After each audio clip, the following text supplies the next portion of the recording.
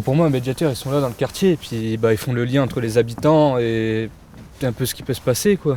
Parce que parfois il y en a besoin. Puis, je pense dans certaines familles, il y en a besoin quand même. Parce que pour être là depuis, j'ai 19 ans, j'ai toujours connu Manchecourt. Il y a certaines familles, ça s'arrange pas avec le temps. Donc, font le taf quand même. La médiation sociale et éducative, on est auprès du public, pour le public et avec le public. Et c'est ce côté-là qui, pour moi, rend la médiation et mon travail utile. Surtout, être au contact auprès des gens, être là pour eux, les écouter, les accompagner. C'est surtout ça qui m'a attirée dans ce métier. Tu te souviens de nos prénoms au moins? Hein? Tu te souviens de nos prénoms? Ouais. Ah, Voilà. Bon, 1 sur 2, c'est déjà ça. Ouais. Non, ouais. Donc on est des médiateurs sociaux et éducatifs. Ouais. Et du coup, on oriente, on aide, On écoute. on écoute, voilà. Et on n'est pas des personnes qui vont sanctionner. Et on n'est pas la police non plus. Ouais. Le public auprès desquels on intervient, c'est vraiment la jeunesse en priorité. Mais puisqu'il y a la jeunesse, il y a forcément les parents aussi. Et c'est vrai que ça nous est également arrivé de discuter avec des personnes âgées, des personnes d'un âge mûr qui peuvent être en difficulté. On est axé sur la jeunesse, mais c'est vraiment tout public. On a eu vent de la bagarre que tu nous as parlé ce matin. Parce qu'on se renseigne, tu sais.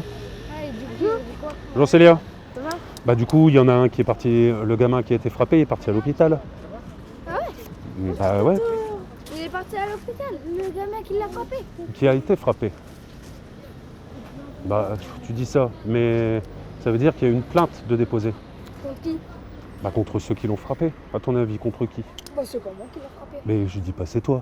Mais voilà, si t'es convoqué, prépare ta défense quand même. Hein. Le confinement a forcément changé énormément de choses. Nous, nos missions, elles ont changé, parce qu'actuellement, on est sur un message de prévention. On fait de la prévention. Alors auprès de la jeunesse, on sait très bien que ça leur passe au-dessus de l'épaule. Mais en attendant, c'est ce qu'on nous a demandé, d'être là, d'être présent, de continuer à essayer de créer ce lien avec la population, puisque qui dit confinement dit isolement. Et ce sont nos missions en attendant la fin du confinement. Alors là, on a un rendez-vous avec un jeune homme dans le cadre d'un suivi. C'est un jeune homme qu'on avait rencontré bien avant le confinement. Suite à du phoning, puisque sur un temps administratif, on appelle les gens.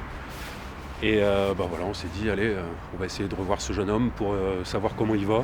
Parce qu'en période de confinement, forcément, c'est important de rester au contact de la population. Et puis voir comment on peut l'aider pour retrouver du taf, s'il a vraiment envie de retrouver du taf. Si je pouvais ajouter un petit message, moi je dirais aux personnes qui ont vu notre numéro, qui se posent des questions sur qui nous sommes, lorsque les habitants nous voient dans la rue, qui viennent nous poser la question, qui viennent nous voir, il n'y a pas de souci. Et jamais la population nous dérangera, que ce soit un coup de téléphone, un email, ou lorsque nous sommes dehors dans les quartiers, venez nous voir. On n'a encore jamais mangé personne et on ne mangera jamais personne.